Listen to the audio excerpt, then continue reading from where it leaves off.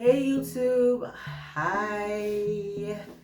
I hope you are all having a great day and things are going well for you today. And just hope that you are doing what you want to do, exactly what you want to do, and having a great time. You guys, you're gonna have to bear with me because I am getting used to being on the camera and talking into the camera, so it just feels so awkward at times. But yeah, bear with me. So yeah, I wanted to come on here and just talk to you about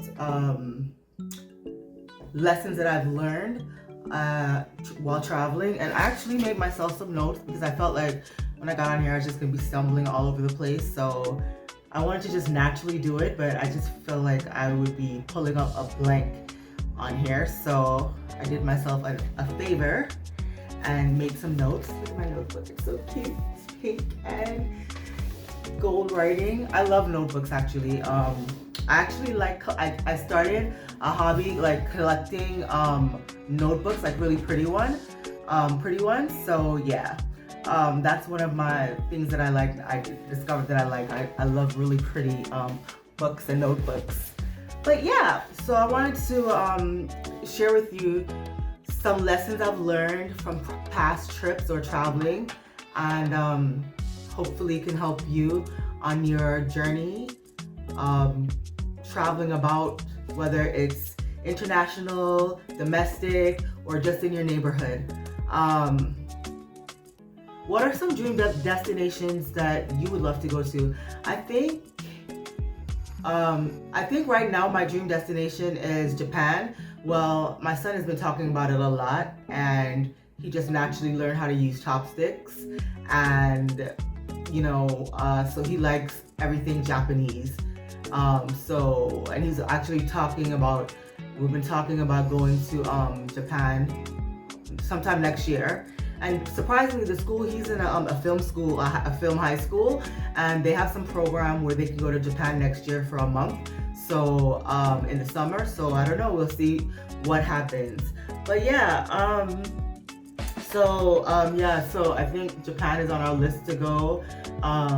Another destination I'd love to go is Bali. I would actually really love to visit there. But I'm kind of like not excited about not the commute. I was gonna say the commute. I'm not excited about the travel time there. That's a part of the flight hours. So that's what I'm concerned about. Although I went to China, like in my early 20s, and that at the time was like 18 hours, and I had a connecting flight. So like I flew from JFK in New York to Shanghai, and then from Shanghai I took another flight to Anji. That was like a whole nother day. Actually, I'll probably talk to you guys about that one of these days. I will actually. That'll be one of my YouTube videos. But yeah, and then from there I had to take a bus. Well, there are people waiting for us. I think it was like an hour or two also away from the airport, because we went up into this it was like it's Anji is ANJI. It's like a bamboo, and it's up in the hills town. So yeah, that's where I was for like 6 months of my life. But anyway, I wanted to talk to you guys about lessons I've learned. So some of the lessons I've learned is the power of stepping out of my comfort zone. So sometimes when you're stepping out of your comfort zone, even like now when I'm stepping out of my comfort zone on YouTube and learning to talk on camera and post it for the world to see, it can be scary, it can be intimidating, because I feel like I don't know what I'm doing and I'm learning as I go. And it's the same thing when you're traveling sometimes. you are stepping out of your comfort zone. You're going into a place that you know nothing about. I mean, like, you can do some research before you go and learn the language, the basics, like hello and how to get to the bathroom and basic things like that. But you really never get the vibe until you touch the ground, and that's when you really get the pulse of where you are, and that's when you really feel the heartbeat. And one of the things for me is like when I went to Brazil one time, and before I was going to Brazil, and I traveled. Actually, I've always traveled all by myself, because nobody ever, it's always like people say they're gonna go someplace, and then like when it's time to go, the group disperse. So I decided that I'm gonna go anywhere I'm just gonna go, and I'm gonna go alone, because I felt like if I waited for everything, if I waited every single time to go with someone, I just never had that experience. So I just went alone. So I went to Brazil, and before I was going to, when I was going on my, planning my trip, not really planning, because I never used to plan my trips, I would just straight wing it, like literally buy my ticket like right before I leave and leave. And so I had this friend that was like going nuts about like how I'm gonna get killed in Brazil, all these crazy things. And then I had an uncle who had already gone to Brazil, and he kind of like gave me, told me where to be and where not to go. So that was kind of exciting but scary. But then when I got there, it was even from like the airport, when I really actually missed my flight in New York, and I ended up because I missed my flight in New York, I ended up getting there a day later, and I had planned to to go to another town, which I ended up just spending one day there. Why can't I remember? Oh, excuse me. Can't remember, but I'll tell you guys in another video. But it threw me off. So the whole time through Brazil, I was just completely winging it, didn't know any Portuguese, was just like learning it as I go. And when I got to the airport, I ended up taking a taxi with some other person that was actually going to the same town. So we shared a taxi. I guess the person heard me speaking about like where I was going. He's like, oh yeah, we can take a cab together. And we ended up staying in the same area, which was Ipanema, if I'm not mistaken. And we stayed in the same area. So we took a cab there. So that was pretty cool. So it can be scary, but you'll realize that, people are people. And it's just like when you go places, anywhere, you just don't do the same. You just don't do the things that you don't do anything out of the ordinary. Like when you're at home, you're not going to be off in some dark alley someplace. So, you just do the same thing. You take the same kind of precautions that you would take at home. But for the most part, when I was going up to the Christ statue, and I'll show you a pic of that at some point, you have to take this trolley that goes up into the mountains, that goes through the favelas. And everybody, how they say, if you know anything about Brazil, when they talk about the favelas, and when you see the movies, they always say that it's this crime-ridden place, and you're gonna get killed, you're gonna get robbed. But I had quite a different idea. I wasn't actually in the favela, but I was going through the favela and in this trolley kind of thing. And there were people, I guess, around that lived in the favela. So it was like, it never felt like an intimidating experience. Nobody bothered me. And I was able to go up to the statue and have like one of the most, breathtaking views, and actually was able to stand next to that statue or under the statue that you always see in all the videos. When it comes to Brazil, you always see that Christ statue. I did that. So, and I'm so happy that I did that. And I'm so happy that I stepped out of my comfort zone, because if I didn't, I don't know when I would have gone. And so I'm just happy that I had that on my list of things that I did, even though it was scary. It was scary for me. It was scary for the person that was telling me that, but of course it did affect my mind in some way, but I had to kick that to the back and still go have my experience. And I'm happy that I did, and I didn't let what people were saying around me stop me from going. So yeah, and another patience is everything. Also, when you're traveling, because a lot of times when you're traveling, sometimes things just don't work out. Not only did so the reason that I missed my flight to Brazil was because I got to the airport and I got there and realized I did not have my passport. So that's what delayed everything. I did not live anywhere near to JFK. I live uptown Manhattan and JFK is deep in Queens. And so I had to go back home and get my passport and come back the next day. And because of that, now when I travel and I'm packing, I always like make sure I put my passport like in my suitcase or somewhere in a bag that I know. That's like one of the first things I make sure because of that experience. But so yeah, when you're traveling, patience is everything, because sometimes things don't work out the way you planned it. Flights get delayed, flights get canceled, and patience is everything. And actually being patient and going with the flow can just can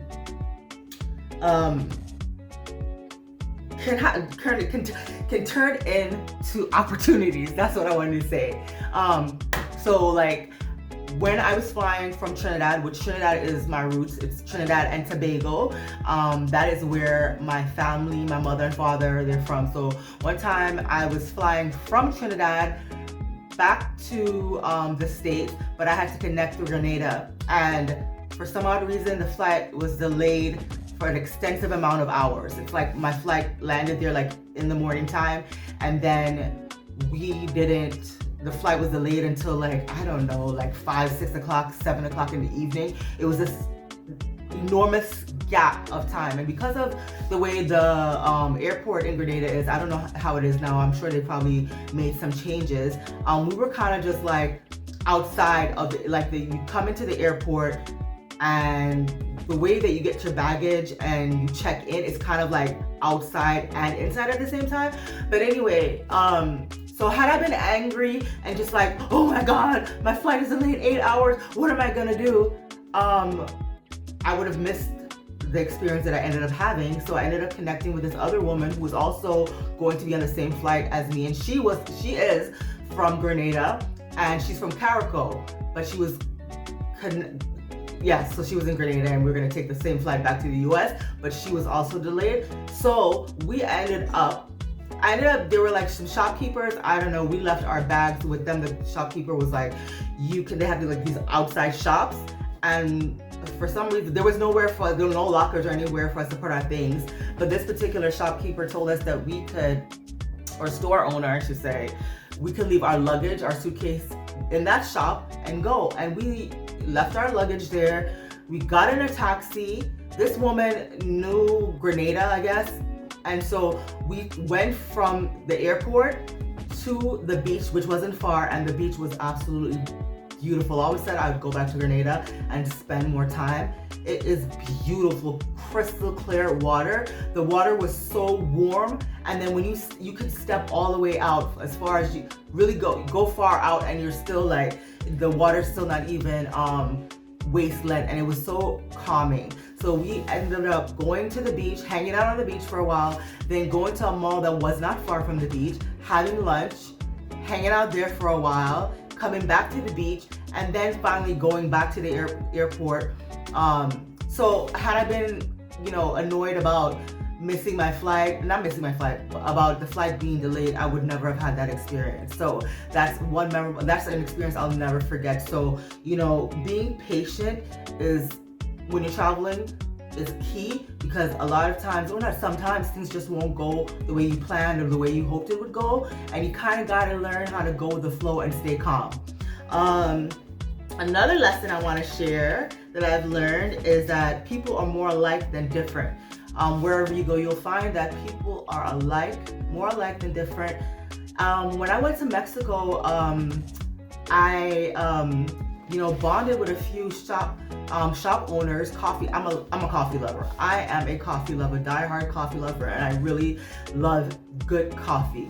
And I bonded with a few coffee shop owners there, and they gave me tours, like about 3 of them, and they gave me tours of the shop. I'll also add those in a video at some point. Tours of the shop, they gave me, you know, a whole lesson about like how the coffee is grown, how it's processed, how it gets to there, and how they had all these different beans. And you'd realize like, you know, you can really meet some really cool people.